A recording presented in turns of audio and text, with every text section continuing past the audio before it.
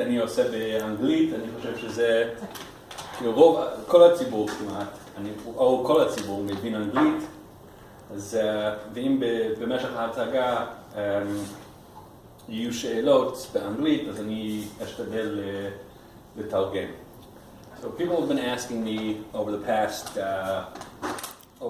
week or so, how did I get to how is it that, number one, I came to be a member of Batya Yehudi, people know me, people know my politics, and people have been asking why all of a sudden am I a Batya Yehudi member? And people are also asking me, okay, why are you hosting this parlor meeting? What's going on here? So the answer is complicated. There are a lot of answers. But it basically boils down to this. I'm a religious Zionist.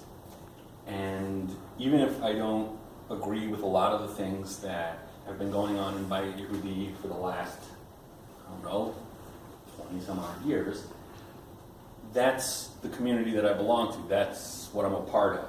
So when people ask me, like, why are you in Batya Yehudi? You don't believe in, you're in favor of, of a two-state solution, or you're in favor of civil marriage, or you're in favor.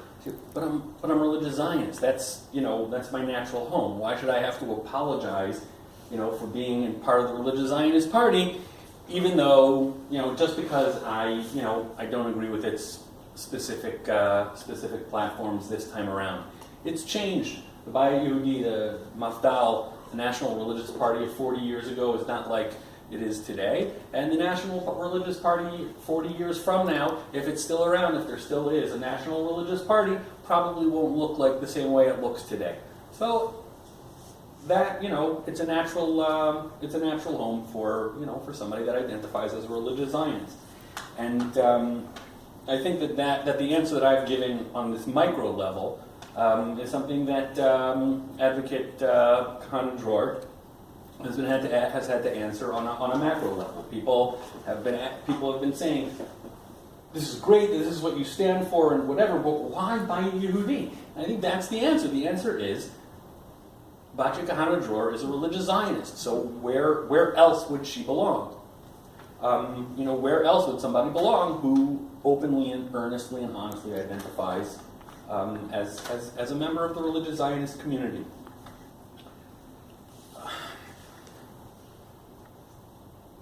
A few months ago, at the yeshiva Bnei Akiva here in, a couple blocks away here in Modi'in, Ne'emanei Torah V'Avodah had a conference on Shinoi B'Halacha, halachic change. And I went because, it's 2 blocks away from my house, how can I not go? And one of the issues that was discussed was the changing status of women in Orthodox society, and it was interesting. And there was a brief intermission where people went out to get coffee and to schmooze and stuff like that. And during that intermission, there was a minyan from Ma'ariv. And amazingly, it was only men who went into daven Ma'ariv. Not a single woman was going into daven Ma'ariv. And I said, this is the cutting edge of people who are advocating for something else, for some kind of change, and yet there's, it can't be that advocating for halachic change, is coming from a place of less commitment to halacha. It can't come from that place. And so recently I read one of the many articles that are coming out about all different, about the various candidates in the party, and there was some kind of conference where, during the conference there was at least 10 men went and made a minyan for mincha on the side. And the only woman who participated in the minyan took out a siddur and stood to the side, stood to the side, and davened mincha with the minyan was Advocate Kahana-Dror. And that was something that's exactly, is it nachon? Is it kara? Okay. No, so to me that really resonated. That was something that I very much identified with, because that comes from a place where we're not talking about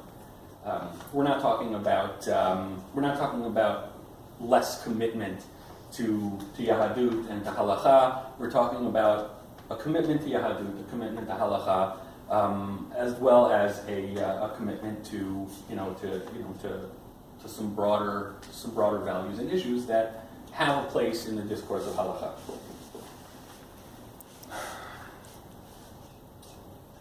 There are politicians today.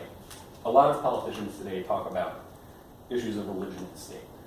And a lot of the politicians that talk about issues of religion and state don't understand the problem and are offering solutions that either are not going to help the problem or are going to exacerbate the problem.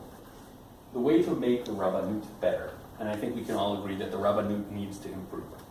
The way that the Rabbanut is going to become better is not by having the Knesset dictate halakhic policy to the Rabbanut.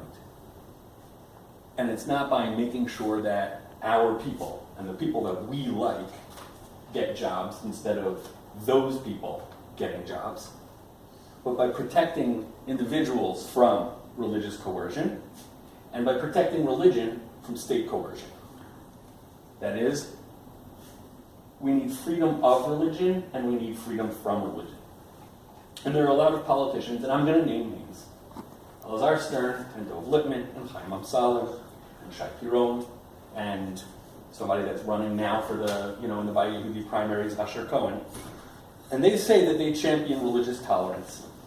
But in fact, Erev Tov, Shabbat Tov, they champion the state adopting and implementing their version of religion and what they think religion should be. That's not the way. Lo zu haderech. The way forward is a way of respect. The way forward is a way that says, to Chilonim and to Charedim alike, I respect you, and I respect your right to your lifestyle.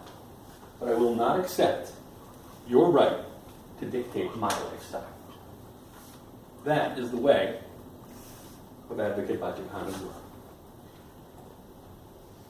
You'll see a lot of Batya Yehudi candidates saying that they should be elected because they're very good at hasbara, and because they're very against the left, and because if they're in there, they'll make sure that we don't give up an inch of territory. And that's fine. Hasbara is not a political platform. Hasbara is an excellent skill, but it's not a skill for a legislator. Saying I'm not left-wing doesn't tell me what you are. Batya Kahana-Dror has a vision, and a very well-developed vision, that you can find by looking on her Facebook page and Googling and finding all kinds of articles that she's written for the future of religion-state relationships in the state of Israel. And I'm convinced that she's worthy of your vote in the Batya Yehudi primaries on Wednesday. And I'm also convinced that she'll be able to further her mission and her vision in the Knesset. I hope that by the end of tonight you feel the same way.